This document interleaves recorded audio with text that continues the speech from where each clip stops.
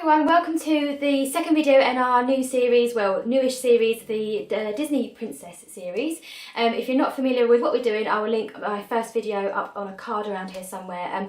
But basically, every month we're uploading on the first Friday of every month. We're doing our interpretation of a Disney princess. We have a choice between two each month. So it's the normal girls from the collabs that we do. It's me, Leah, Clare, Tania, Lix and Steph. Not everyone may get involved every month. We're pretty casual about the whole thing, as we are with the rules. So basically there are no rules other than in some way the look has to be inspired by the Disney princess or the film in question.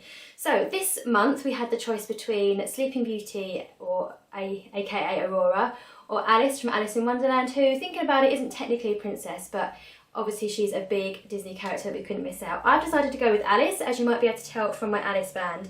And what I'm going to do is have my makeup inspired by not so much Alice herself, but by the Wonderland. So everything I put on my face is going to be inspired by something from Alice's Wonderland, and I've just kept the Alice touch, or the Alice nod, with my blue nails and my little Alice band I have here. So I've already got some base makeup on. I just left on my work makeup, if I'm honest, and that is the number 7 Lift and Illuminate foundation, which I applied with this beauty sponge from Forever 21, which I'm not a fan of, but that's probably another video for another time.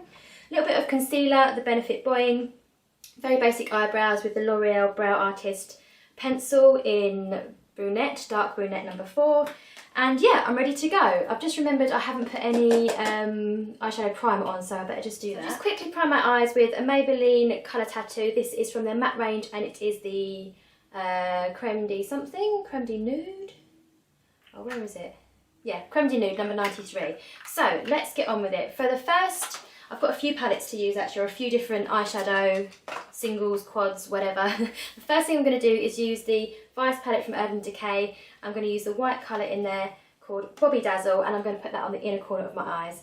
I haven't, I've kind of planned this out in my head, but I haven't literally practiced it, so we'll just see how it goes.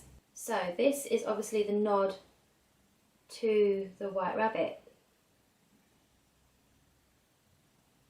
And I'm just going to put it all around the inner corner of my eye, on the top of the lid and underneath as well. The next product I'm going to use is from Makeup Revolution, and it's one of their pure pigments, which is not focusing at all. You're just going to have to trust me on it. It's one of their pure pigments, and it's in the colour Levity, which is like almost like a duo colour. What's that word? Duochrome? But it's mainly a purple lilac colour. So this is going to be to represent the... Oh, it's just gone everywhere on my new bed sheets. This is going to be to represent the Cheshire Cat with its purple stripes. This is going to go all over the lid. And I'm using this one because it is so pigmented, being a pigment.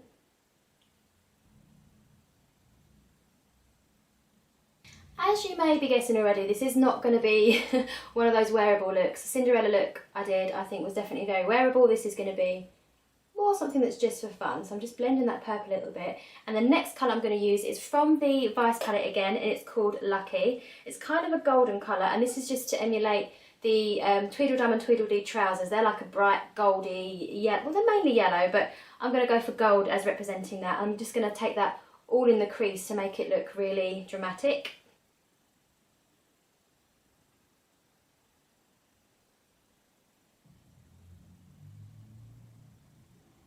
Now add an even more colour. This is a Lancome shade. It is one of their single eyeshadows. I'm afraid I've had it so long that the colour has rubbed off, but I think you can just about see that it's number 65, I think. But it's kind of this turquoisey blue shade, and I'm using this to represent the Smoking Caterpillar. And this is just going to go all along the underlash. Why do I always call it that? The lower lash.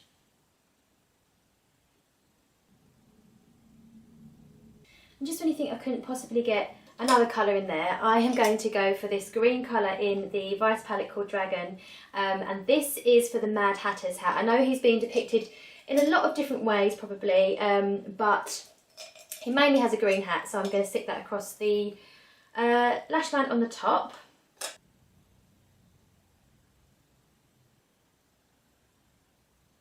And finally for the eyes, I'm just going to go with a bit more of that white Bobby Dazzle shade that I went for originally, if I can find the right brush, and just put that under the eyelid just to lighten it up, but then also bring a bit more of the the white colour in, a little bit more drama.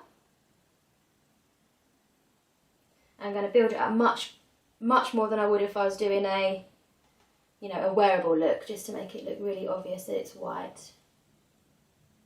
Right, so I just finished the eyes off with a bit of mascara, and I used the NARS Audacious mascara, which is quite nice for a sort of dramatic spidery look. Not necessarily my favourite for every day, but it is one I do keep reaching for, you know, if I want something a little bit more dramatic. Right, so next up I am going for blusher. I couldn't miss out the flamingos as one of the characters because, I don't know if you can see there, flamingos are something I'm a huge fan of. So I'm going to go with this very pink flamingo shade from Makeup Revolution. It's very dramatic. It's their pressed blush in the colour Wow. I got it in the, what's it called, Advent Calendar. And I'm just going to do this in a sweeping, sort of very 70s, 80s style blush up the cheeks. As I've said, this is definitely not a wearable look I'm going for. It might just end up looking like a hot mess, but I don't mind. I tried. I tried to be creative, that's the main thing. And because I want the highlight to be as dramatic as the blush, I'm going to use this pink highlighter from the Makeup Revolution Sugar and Spice Ultra Blush Palette. That is a mouthful. Wow, that is some serious highlighting. And you might be wondering, where is the biggest character of all, apart from Alice, from the books, from the film, and it is the Queen of Hearts. So I am going to finish off by adding a Queen of Hearts touch to the look with red lipstick, and I'm using both Laura Mercier products for that. The lip liner in the colour Ruby and the lipstick in the colour Red Amour. And I'm going to go for a very Queen of Hearts style lip if I can. Going to be a bit reminiscent of my 1920s lipstick for the Makeup Through the Ages look we did.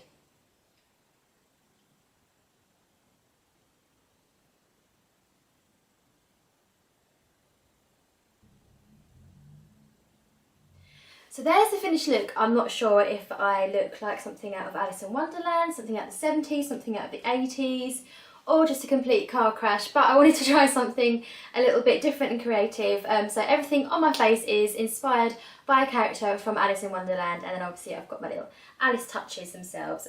So do make sure you go and check out the other girls' videos. We've got Aurora and Alice this month, as I've said. I haven't seen anyone's looks yet. Oh no, I've seen Leah's. Leah's is quite different as well, so I'm sure we're all going to have very different looks to check out. All the videos will be linked down below. Next month will be another 2 different Disney characters. Do subscribe if you want to see that. Otherwise, I try and upload every week. I do have the odd break, like a long bank holiday weekend off or something, but I try and upload every week, so don't forget to give the video a thumbs up if you have enjoyed it, and subscribe if you want to see more, and I'll see you next time. Bye!